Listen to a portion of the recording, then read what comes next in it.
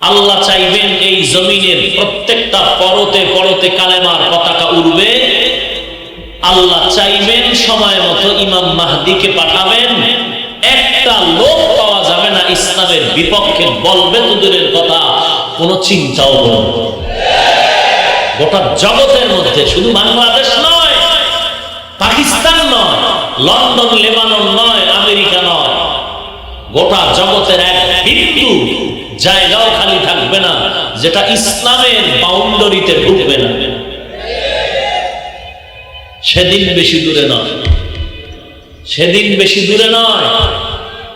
মানুষ কেমন যেন ইযা জাআ নাসরুল্লাহি ওয়াল ফাতহ ওয়া রাআইতান নাসা ইয়াদখুলুনা ফি দীনিল্লাহি আফওয়াজা, মানুষ দলে দলে দলে দলে দিনের মধ্যে ঢুকতেছে। হিন্দু, বৌদ্ধ, খ্রিস্টান, ইহুদি দলে দলে শুধু কালেমা পড়তেছে।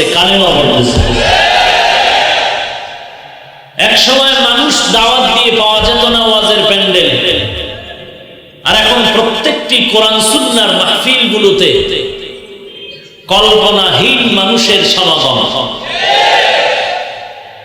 যদি একটু আমলের লাইনে আগায় যায় তো আলহামদুলিল্লাহ কামিয়াব। রাসূল পৃথিবীতে আগমনের আগে ঈসা নবী তো ভবিষ্যৎবাণী করে গেলেন যে আমার পরে আসবেন এমন এক রাসূল যার নাম হবে আহমদ, গোলাম আহমদ নয়, কি হবে? আহমদ।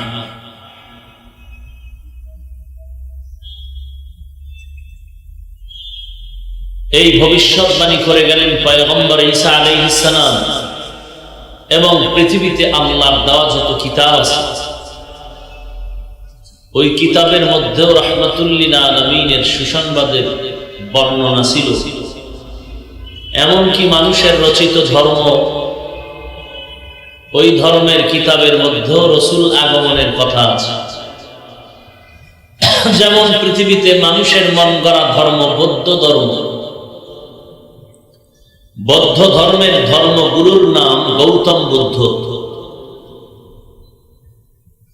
তিনি দীর্ঘ বছর পর্যন্ত পাহাড়ের চূড়ায় উঠে এক জায়গায় বসে এক ধ্যানে আল্লাহ পাওয়ার সাধনা করেছিল। এক পর্যায়ে ইতিহাসবিদরা লেখেন দীর্ঘ বছর মাটিতে বসে থাকার কারণে মাটির তৈরি পোকা তার শরীরের নিচের অংশ খেয়ে ফেলেছিল।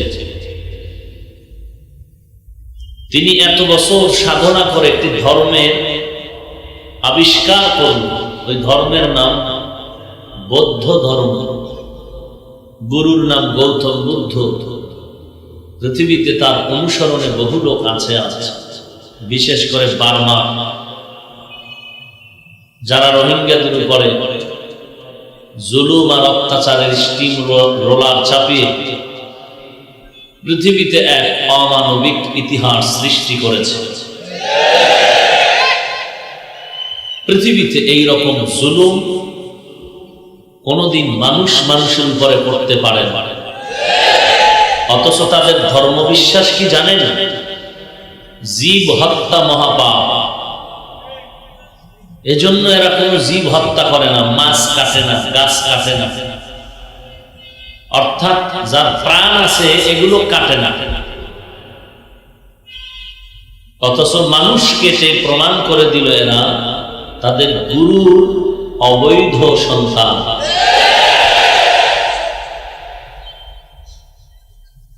এই গৌতম বুদ্ধের ভবিষ্যৎবাণী কি আমার রাসূল সম্পর্কে? মৃত্যু সজ্জায় যখন শায়িত এই গৌতম বুদ্ধ, হাজারো মানুষ তার পার্শ্বে দাঁড়িয়ে আছে, ভক্তরা, আর কান্নায় বিভোর। আমাদের গুরু দেব পৃথিবী থেকে বিদায় হতে চলছে। বিদায়কালে আবদার জানালেন, আপনি চলে যাওয়ার পরে আমরা এই গুরুর মতো আর কাকে পাব?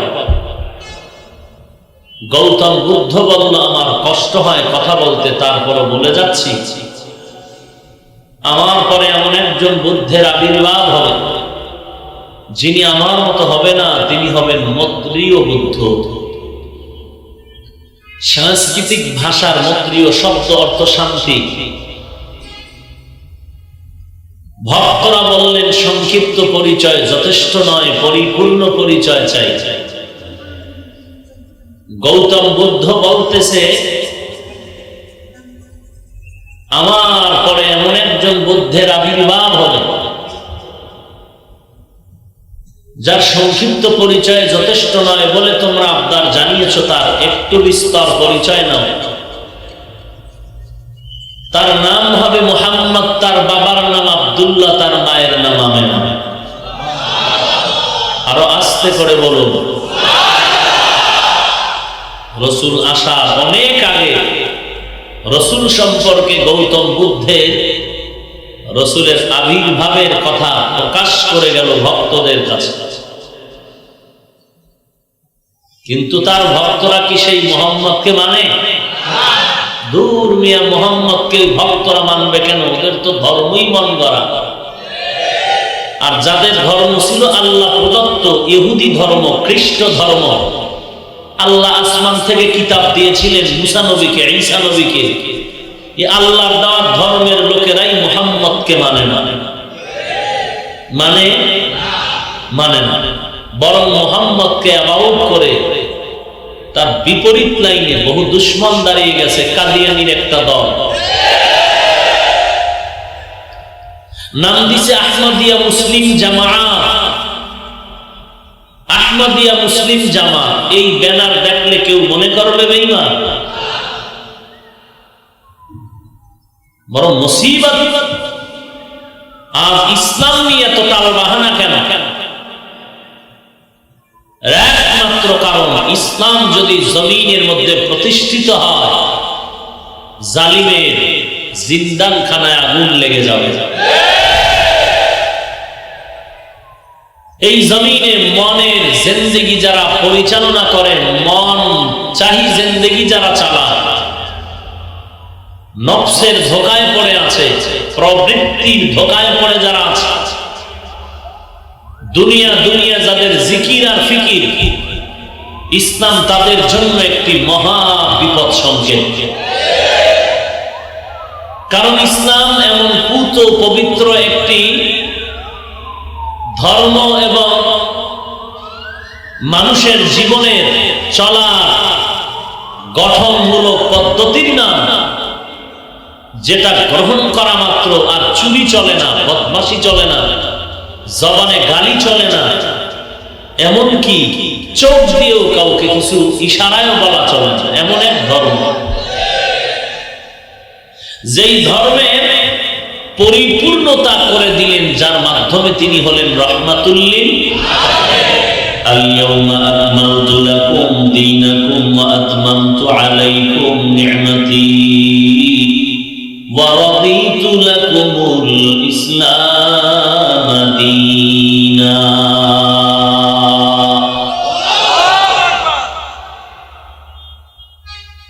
সেই নবী আছে যে কোরআন আল্লাহ দিলেন, এই কোরআন তেলাওয়াতটাই তো মানুষের জিন্দেগির পরিবর্তন করে দেয়।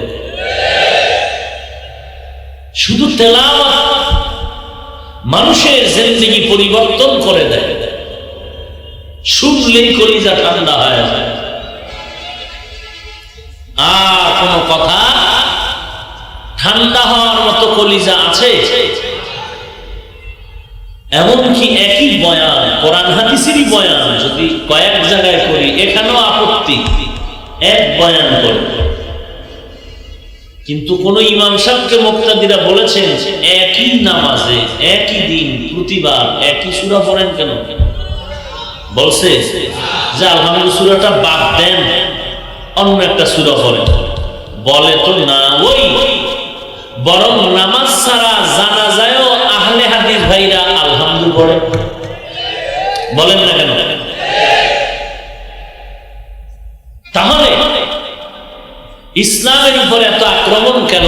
বলে ইসলাম যদি প্রতিষ্ঠা হয়ে যায় তাহলে চোরের চুরি চলবে না, ডাকাতের ডাকাতি বন্ধ হয়ে যায়, মদবির মদপান করা বন্ধ হয়ে যায়, গাঞ্জাখোরের গাঞ্জা খাওয়া জালিমের জুলুম বন্ধ হয়ে যাবে, মানুষ হত্যা বন্ধ হয়ে যাবে, সন্ত্রাসী কর্মকাণ্ড বন্ধ হয়ে যাবে। এই সন্ত্রাসী চোর বাটপার বদমাশ দুনিয়াদারেরা ইসলামকে একটি আতঙ্ক মনে করে। কিন্তু কি হবে, কপালের লিখন না যায় খণ্ডন। আল্লাহ চাইবেন এই জমিনের প্রত্যেকটা পরতে পরতে কালেমার পতাকা উড়বে। আল্লাহ চাইবেন সময় মতো ইমাম মাহদিকে পাঠাবেন। একটা লোক পাওয়া যাবে না ইসলামের বিপক্ষে বলবে তো দূরের কথা, কোন চিন্তাও করবে। গোটা জগতের মধ্যে, শুধু বাংলাদেশ নয়, পাকিস্তান নয়, লন্ডন লেবানন নয়, আমেরিকা নয়, গোটা জগতের এক বিন্দু জায়গাও খালি থাকবে না যেটা ইসলামের বাউন্ডারিতে ঢুকবে না। সেদিন বেশি দূরে নয়, সেদিন বেশি দূরে নয়। মানুষ কেমন যেন ইযা জাআ নাসরুল্লাহি ওয়াল ফাতহ ওয়া রাআইতান নাসা ইয়াদখুলুনা ফি দীনিল্লাহি আফওয়াজা, মানুষ দলে দলে দলে দলে দ্বীনের মধ্যে ঢুকতেছে। হিন্দু, বৌদ্ধ, খ্রিস্টান, ইহুদি দলে দলে শুধু কালেমা পড়তেছে। এক সময় মানুষ দাওয়াত দিয়ে পাওয়া যেত না ওয়াজের প্যান্ডেল, আর এখন প্রত্যেকটি কোরআন সুন্নাহর মাহফিলগুলোতে কল্পনাহীন মানুষের সমাগম। যদি একটু আমলের লাইনে আগায় যায় তো আলহামদুলিল্লাহ কামিয়াব। কিন্তু এখানেও বেদিন বেঈমানের শকুনের আক্রমণের চোখ পড়েছে। আমি সেদিন এক স্টেজে বলেছিলাম, আপনাদের এই স্টেজের মধ্যে যদি 13 জন মানুষ প্যান্ট শার্টটাই পরে, কোরআন শরীফ মাথায় নিয়ে 13 জন মানুষ প্যান্ট শার্টটাই পরে কোরআন মাথায় নিয়ে 13 বার আল্লাহর কসম করে বলে পর্দা লাগবে না, সুন্নাত নামাজ লাগবে না, কাজা নামাজ লাগবে না, যারা পর্দা করে না ওরাও জুতা মারবে।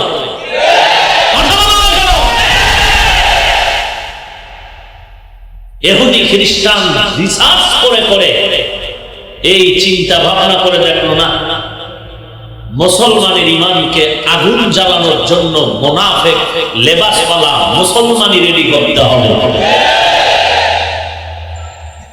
কোন ইহুদি, কোন খ্রিস্টান, কোন বেঈমান বাদ দেন, শুধু মুসলমান তারাও যদি শার্ট প্যান্ট টাই পরে, মাথায় পাগড়ি পরে, কোরআন মাথায় নিয়ে কসম করে বলে সুন্নাত লাগবে না, যারা সুন্নাত মানে না তারাও তাকে ধরবে। কিন্তু 13 জন লাগবে না, কোরআন লাগবে না, কসম লাগবে না, মোটামুটি দাড়িওয়ালা বান্দিওয়ালা কোন মৌলভী না, মৌলভী, মৌয়ের পাগল, দুনিয়ার ধান্দাবাজ মৌলভী। শুধু মাথায় আছে টুপি, গালে আছে দাড়ি, পোশাকটা মদিনা, লম্বা পোশাকটা মদিনা। এই রকম শুধু মদিনার পোশাকটা লাগায় যদি বলে পর্দা লাগে না, সুন্নাত লাগে না, কাজা নামাজ লাগে না, তখন মানুষ মনে করবে হইতো পারে, যেহেতু হুজুর বলছে হইতেও পারে। কথা বুঝাইতে পারলাম? এই জন্য রাসূল ১৫০০ বছর আগে সব জবাব দিয়ে গেছেন, ডাইরেক্ট অথবা ইনডাইরেক্ট। কি বলেছেন? খায়রুল খিয়ারি খিয়ারুল উলামা ওয়া শাররুশ শিরারি শিরারুল উলামা। জমিনের মধ্যে সব থেকে ভালো আলেম। আবার নবী বলেন খারাপের থেকে বড় খারাপ আলেম। আলেম দাবি করে পর্দা নাই, সুন্নাত নাই, নামাজ নাই, সুদের টাকায় ব্যবসা করে আলেম, সুদের টাকায় হজ পর্যন্ত করেছে বহু আলেম। সিনেমা হল দরুদ শরীফ পড়িয়া মুনাজাত দিয়া উদ্বোধন করেছে আলেম। আমার দেশেরটা কই তুমি অবিশ্বাস করলে কি হবে? আর এক জায়গাটা কইলে নিলে অবিশ্বাস করতে। আমার দেশেরটা বললাম সিনেমা হল, বুঝেন না? কি বুঝেন ওটা? পীর সাহেবের খানকা। তাহলে এটাও উদ্বোধন করেছে এক আলেম।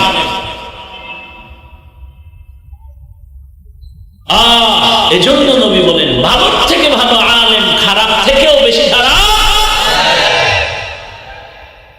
কোন আলেম ভালোর থেকে ভালো? আল্লাহ কোরআনে বলেছেন ইন্নামা ইয়াখশাল্লাহ মিন ইবাদিহিল উলামা। আমার বান্দাদের মধ্যে নিশ্চয়ই আমাকে বেশি ভয় করবেন যারা উলামা। আলেম এক বছর, বহু বছর হলো উলামা। উলামা কারা? যারা আল্লাহকে অন্যদের বান্দার মতো নয়, আলাদাভাবে আল্লাহকে বেশি ভয় করবেন, আলেম উলামা।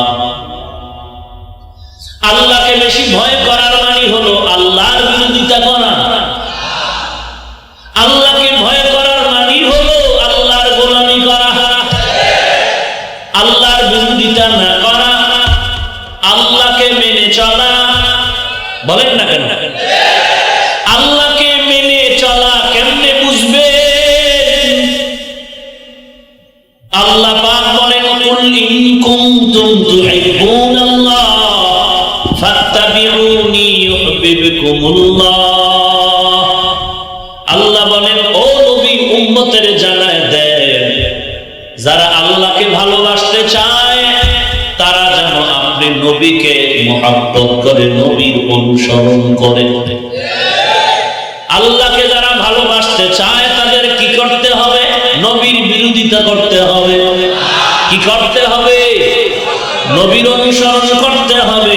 নবী বলেন আমার অনুসরণ কারা করে আর কারা করে না। মান আতাআনি দাখালাল জান্নাহ ওয়া মান আসানি ফাকাদ আওয়া। যারা আমার অনুসরণ করবে তারা সুন্নতের আমলের মাধ্যমে করবে, আর আমার সুন্নত যারা মানবে না প্রমাণ হবে তারা আমার অনুসরণ করে না। যারা আমার নবীর অনুসরণ করবে না তারা আল্লাহকেও মানবে না। যারা আল্লাহকে মানে না তারাই হবে ভালো আলেম। আল্লাহকে কে মানে? যা নবী মানে। নবীকে কে মানে? জবাব হলো নবীর সুন্নাত মানে। নবীর সুন্নাত দাড়ি কাটা, নবীর সুন্নাত দাড়ি ছাঁটা, নবীর সুন্নাত চুলগুলো মদিনার রাস্তা বাদ দিয়া ক্রিকেটারের সাইজে কাটা, ক্রিকেটারের সাইজে রাখা। অনবীর আশিক। নবীর সুন্নাত হলো বান্দা বেরাস করবা, এটা তোমার হালাল হারামের মাসআলা, কিন্তু সুন্নাত হলো মিসওয়াক করো। বেরাস করবা কি করবা না সেটা তোমার ইখতিয়ার, কিন্তু মিসওয়াক করা হলো মদিনার আদর্শ। এখন যদি বলি ভাই বেরাস করেন মিসওয়াক করেননি, আমার উত্তর দেয় ধাক্কা দিয়ে কয় বেরাস করা হারাম নি। তোমারে হারাম বলছে কোন সূরা? তুমি বেরাস করো, আমিও তো করি। হালাল হারামের বয়ান কেন? বয়ান হবে সুন্নতের। কারণ আমরা নবী মানতে চাই। নবী মানার পদ্ধতি কি? বলে সুন্নাত। কি সুন্নাত? আর নবী মানলে কাকে মানা হবে? আল্লাহকে। তো নবী মানা মানে কি? হালাল নিয়ে এই প্রশ্ন। ভাইজান শার্ট প্যান্টটাই পরে মদিনার পোশাক পরেননি, বলে শার্ট প্যান্টটাই হারাম নি। ও ভাইজান শার্ট প্যান্টটাই হালাল হারামের মাসআলা আপনার ভেতরে থাকে। আপনি যেহেতু নবী মানতে চান, নবী মানার পদ্ধতি হলো সুন্নতের আমল। কিসের আমল? সুন্নতের আমল। সুন্নতের আমল করবে। বেরাস করেন বাধা নাই, কিন্তু বলতে কি পারবেন বেরাস করা সুন্নত? কি করা সুন্নত? তাহলে আপনি সুন্নত বেরার যতদিন করবেন নিষেধ করা যাবে না, আর মেসওয়াক না করা পর্যন্ত আপনার বেরাসকে গালি দেওয়া যাবে না, হারাম বলা যাবে না। তবে এতটুকু বলা যাবে আপনি সুন্নত মানেন নাই। সুন্নত মানেন নাই কারণে বা অকারণে। যতদিন আপনি শার্ট প্যান্ট টাই পরবেন গালি দেওয়া যাবে না, হিংসা করা যাবে না, হারাম বলা যাবে না। কিন্তু মদিনার পোশাক যতদিন পর্যন্ত না পরবেন ততক্ষণ বলা যাবে আপনি মদিনার পোশাকের সুন্নত মানেননি।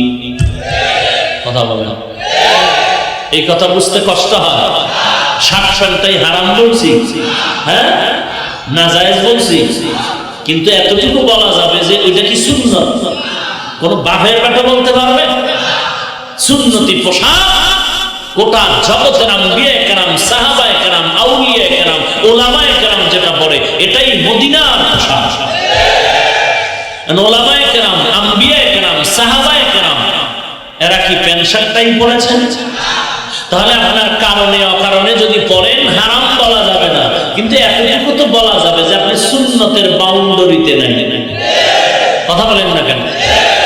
সুন্নত যে মানে না সে নবী মানে, হ্যাঁ যে নবী মানে না সে আল্লাহ মানে, যে আল্লাহ মানে না সে বড় ওলামা। কেমনে বুঝাইতাম? বয়ানি বাদ দিয়ে দেব কিনা? হ্যাঁ এত পায়ে ধরে বিনয়ের সাথে সুজানের ঘরেও যদি বলে দেখতে নারী চলন বাঁকা, দেখতে নারী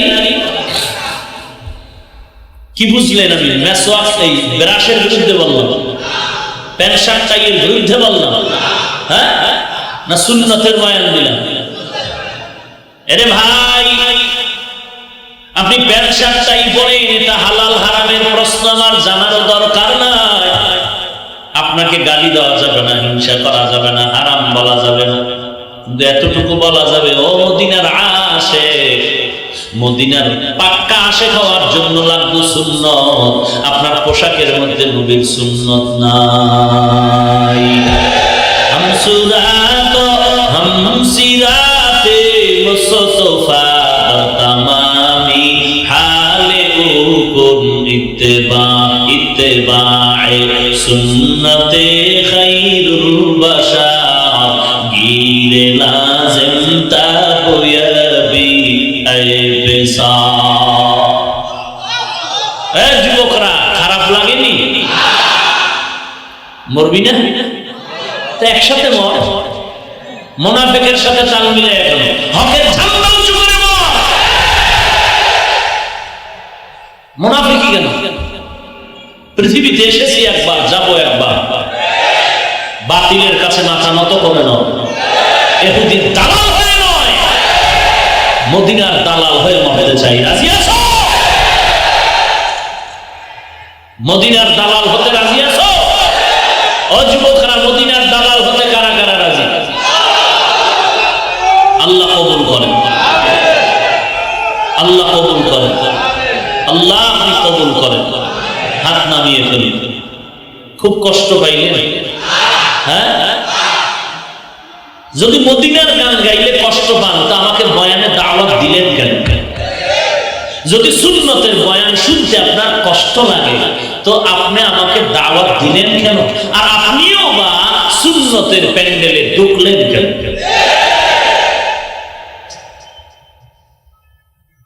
আপনি ব্রাশ করেন, মেসওয়াক করেন না, আপনাকে বলছি আপনি কাফের, আপনি জাহান্নামী, দিয়েছি গালি, কিন্তু এতটুকু কি বলা যাবে না যে আপনি সুন্নত মানেন না? এতটুকু বলা যাবে না? তখন আপনি যদি সুন্নতের দরদি হন তখন বলবেন হুজুর মেসওয়াক করা খুবই সুন্নতের কাজ, দরকার, পারি না, একটু দোয়া করবেন আমি যেন আমলটা শুরু করতে পারি।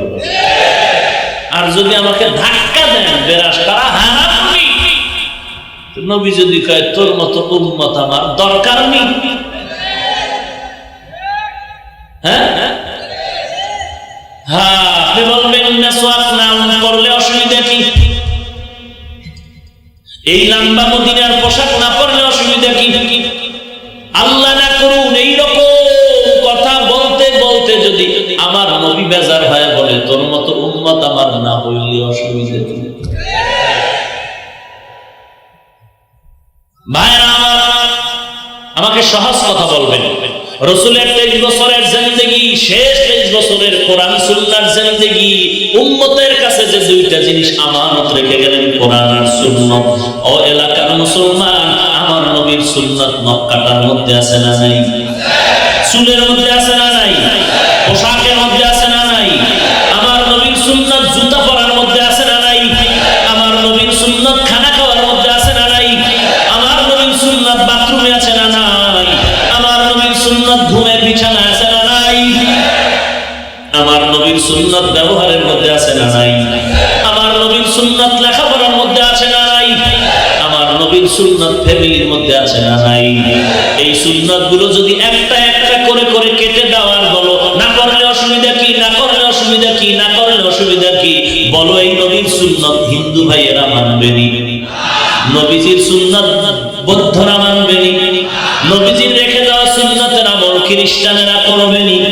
নবীজি রেখে যাওয়া সুন্নাতের আমল ইহুদিরা করবে নাকি? তোমার জবান দিয়া তুমি বলো, ফেরেশতারা লাগবে, আল্লাহ সাক্ষী, সুন্নাতের আমল করবে কারা? কোন দেশের মুসলমান? শুধু বাংলাদেশ? তাহলে সারা পৃথিবীর মুসলমান, শুধু এই নরসিংদী এলাকার মুসলমান ব্যতীত। তাহলে আপনারাও মানতে হবে। না মানলে তো জান্নাতে যাওয়ার কোনো সমস্যা নাই। হ্যাঁ, দেখছেন ফতুয়া কিন্তু আপনারাই দিতেছেন। এরপরও